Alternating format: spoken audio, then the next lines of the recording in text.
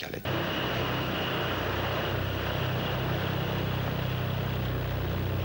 Sur la prochaine pas de doigt, ce sera à droite, je répète.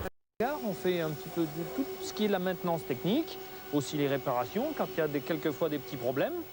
Alors là, il y a 2 avions, on va aller voir les gens qui travaillent dessus et ils vont un peu t'expliquer, vous expliquer à tous un petit peu ce qu'ils font.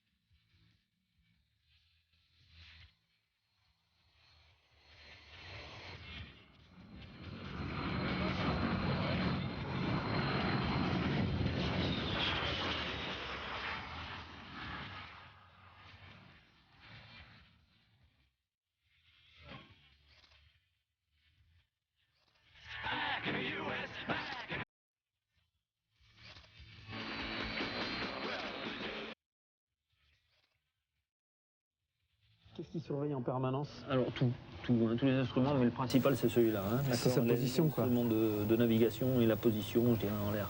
Allez, prends un petit bonbon.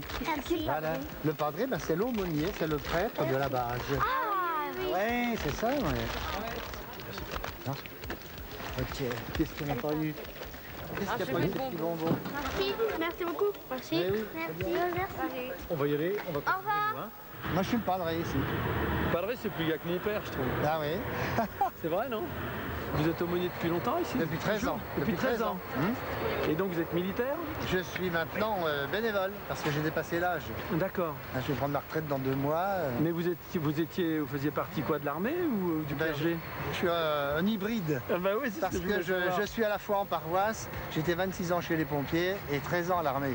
Alors je suis un être un peu à part. Et c'est Voilà, ça les bleus, pose la question. Bonjour. Alors, la tour de contrôle est divisée en 2 parties. L'approche avec des radars pour guider les avions quand il fait mauvais temps ou quand il fait beau à titre d'entraînement. On va commencer par ce radar-là. Donc la mission d'une tour de contrôle, qui ressemble d'ailleurs beaucoup à une mission d'une tour de contrôle civile, hein, à ce niveau-là, militaire et civil, il n'y a pas une grosse différence, c'est de diriger les avions au départ ou à destination de l'aérodrome de Toul-Rosières. Donc on a un radar. Le principe du radar, de manière très simple, vous êtes devant une falaise, vous criez, et bien la falaise va renvoyer le son de la voix. Un radar, ce principe est le même, mis à part qu'on a remplacé la voix par une onde électromagnétique qui va être réfléchie par un obstacle. Ça veut dire qu'un radar va voir à la fois les avions, mais il va voir également les obstacles fixes. S'il y a une colline, eh bien, on va voir apparaître sur l'écran du radar les obstacles fixes que sont les collines. Alors, ici, on a le nord, le sud, l'est et l'ouest. C'est une vue de dessus. Vous êtes très haut dans le ciel et vous voyez toute la région avec la base de tout au centre. Ici, on a le balayage de l'antenne et les avions sont figurés par ces petits traits avec une série de chiffres à côté. Alors, le rôle du contrôleur, avec les appareils modernes, tant civils que militaires, ça n'est pas tellement de diriger l'avion. Il y a quelques années, il y a quelques dizaines d'années, oui, parce que les pilotes n'avaient pas forcément les équipements à bord suffisants. Maintenant, un appareil peut très bien aller d'un point A à un point B sans contrôleur, qu'il fasse beau ou mauvais. Par contre, le contrôleur est là pour s'assurer que les appareils ne se croisent pas de trop près. Il n'y a pas d'accident, il y a des normes minimales de séparation à assurer. Les avions ne doivent pas s'approcher à moins de 8 km en latéral ou alors 300 mètres en hauteur. Allez, On y va. Alors, parce qu'on a des écrans radars, on peut vous faire de manière très simple une démonstration. Si j'allume la lumière, on ne voit plus rien. Parce que le scope radar, c'est comme une télévision un petit peu vieille, il fallait être dans le noir pour la voir. Voilà. C'est que pour ça. Maintenant, il y a des scopes radars plus récents, mais le travail est le même. Hein. C'est pour ça que c'est mieux. On y va? Allez, hop. Bon, là, il faudra rentrer.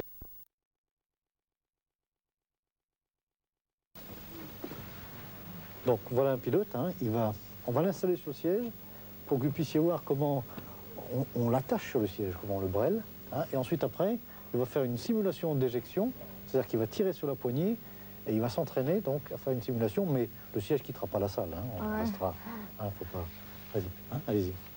Voilà. Et le moniteur qui est à côté de lui va lui apprendre exactement comment mettre les sangles. Et vous allez voir, hein, c'est assez compliqué. Voilà. Il attache d'abord la première petite ceinture qui le relie au pactage de survie.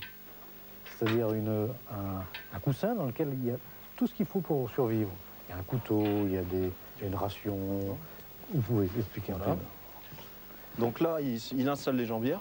En fait, lors de l'éjection, il va voir les jambes qui vont être amenées automatiquement, d'accord, pour pas que ça gêne. Voilà, ensuite il va passer donc une ceinture. Voilà, là il va s'attacher au siège. D'accord?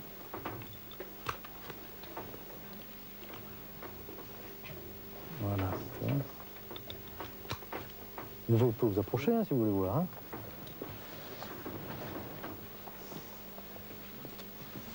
Il est attaché à la fois sur le siège et avec le parachute. Et tout se défait. Tout se défait automatiquement quand il va s'éjecter. Voilà. Voilà, il serre le tout. On va aller chercher le casque. Pardon. C'est bon.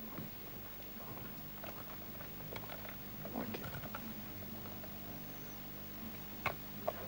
Quand tu es prêt, je dirais top, éjection. Bon alors, c'était une simulation, hein. Ça veut dire qu'il ne va pas traverser la pièce. Hein. Il va monter de 80 cm. Ce qui est important de voir, sont les gestes qu'il va faire hein, et la position de ses bras. Top, éjection. Voilà. Voilà. Oh, Tu vois? Et là, il est parti. Et là, il est parti. et pourquoi il met... C'est bien, hein? Pourquoi le rideau reste? C'est pour éviter que le vent donc, lui enlève le casque. Tu sais, quand il va partir, la verrière, elle va exploser.